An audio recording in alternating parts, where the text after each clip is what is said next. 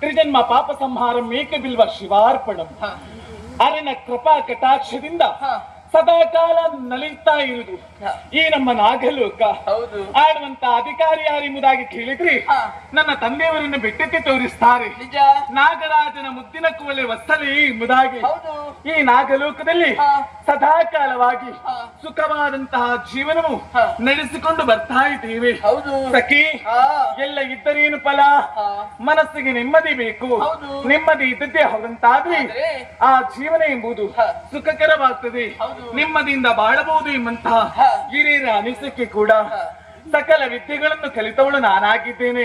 ಆದ್ರೆ ಮಾಡೋಣ, ಕಷ್ಟ ಎಂಬುದು ಯಾರಿಗೂ ತಪ್ಪಿದ್ದಲ್ಲ. ಒಂದಲ್ಲ ಒಂದು ರೂಪದಲ್ಲಿ ಕಷ್ಟ ಎಂಬುದು ಯಾರನ್ನಾದ್ರೂ ಬಾಧಿಸುತ್ತದೆ. ಹಾಗಾದ್ರೆ ಆ ಕಷ್ಟದಿಂದ ಪಾರು ಮಾಡುವಂತಹ ಮಾರ್ಗ ಹೇಗೆ ಎಂಬುದಾಗಿ ನಮ್ಮೊಳಗೆ ಇರ್ತದೆ. ಕಷ್ಟವೂ ಎಲ್ಲವರಿಗೆ ಬರ್ತದೆ.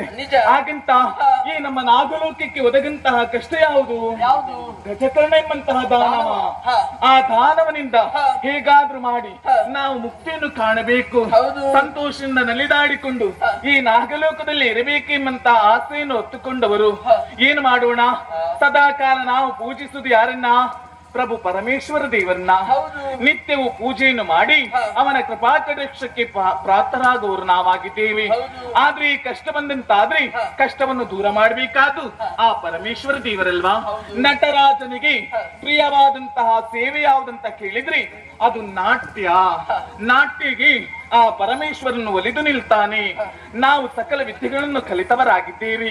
ನಾಟ್ಯ ಪ್ರದರ್ಶನವು ಆ ನಟರಾಜನಲ್ಲಿ ಆದದ್ದೇ ಹೌದಂತಾದ್ರಿ ಬಂದಂತಹ ಕಷ್ಟವೆಲ್ಲವೂ ದೂರವಾಗ್ತದೆ ಎಂಬಂತ ಅಚಲವಾದಂತಹ ನಂಬಿಕೆ ವಿಶ್ವಾಸವನ್ನು ಇರಿಸಿಕೊಂಡವಳು.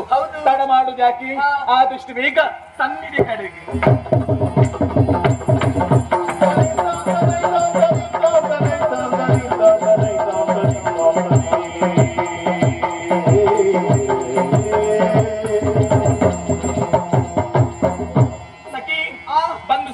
ಸನ್ನಿಧಿ ಕಡೆಗೆ ಶಿವಲಿಂಗ ಕಾಣುತ್ತಾ ಉಂಟು.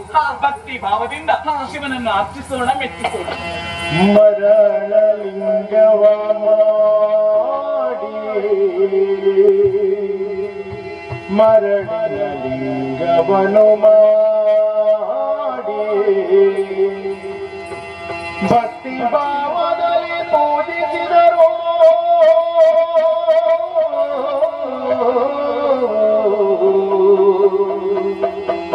ಓಂ ನಮೋ ಶಿವಾಯ, ನಮಃ ಶಿವಾಯ. ಓಂ ಶಿವಾಯ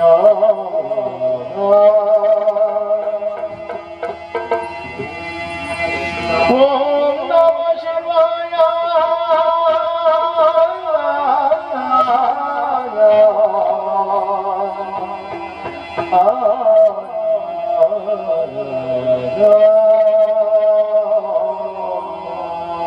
ಭಕ್ತಿಯಿಂದ ಆರತಿಯನ್ನು ಬೆಳಗು.